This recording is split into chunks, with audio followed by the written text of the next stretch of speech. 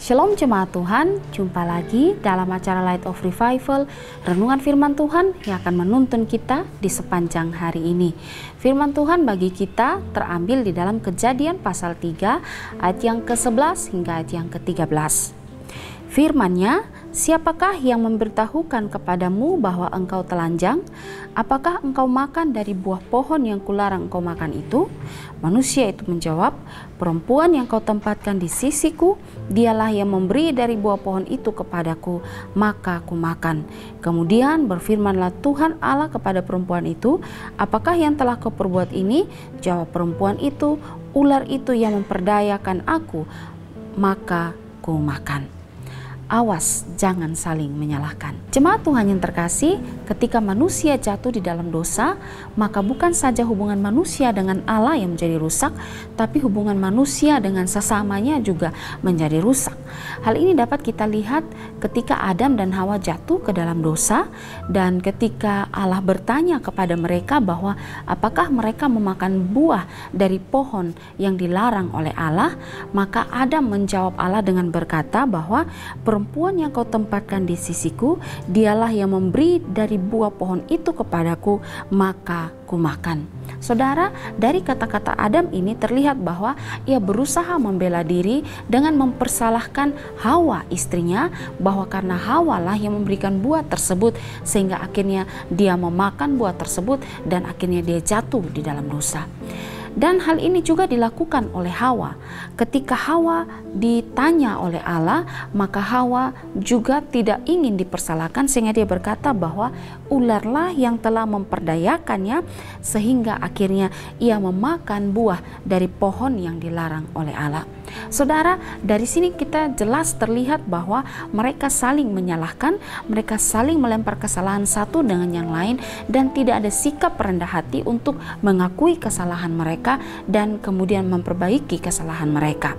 Nah, karena itu saudara, jangan kaget jikalau saat ini ada banyak di antara kita yang ketika melakukan kesalahan kita sering melemparkan kesalahan kepada orang lain, atau kita tidak mempertanggungjawabkan apa yang kita perbuat, tidak ada sikap rendah hati untuk mengakui kesalahan kita, karena nenek moyang kita Adam dan Hawa sudah juga melakukan dosa tersebut. Kita tidak ada sikap rendah hati dan kita cenderung membela diri kita tanpa ada kesadaran untuk mengakui kesalahan kita dan mencoba memperbaiki apa yang menjadi kesalahan kita. Saudara, ada banyak rumah tangga yang menjadi hancur karena suami menyalahkan istri, istri mempersalahkan suami, orang tua menyalahkan anak-anak, anak-anak menyalahkan orang tua, bahkan rekan-rekan sesama di dalam pelayanan jikalau ada persoalan, banyak yang saling menyalahkan, termasuk juga di dalam lingkungan kerja, banyak yang tidak mau mengakui kesalahan dan saling menuding, mempersalahkan satu dengan yang lain. Dan sikap-sikap ini sangat jelas atau berpotensi untuk merusak relasi kita dengan sesama.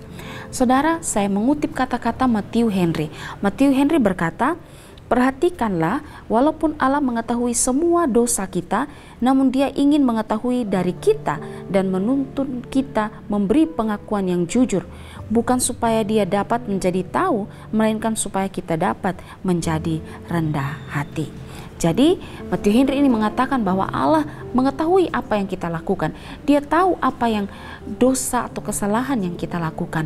Dan karena itu Dia hanya butuh kita rendah hati untuk datang mengakui segala kesalahan, dosa-dosa kita dan memperbaikinya di hadapan Tuhan. Saudara, dengan kebenaran firman Tuhan pagi hari ini, masing-masing kita dapat mengoreksi diri kita.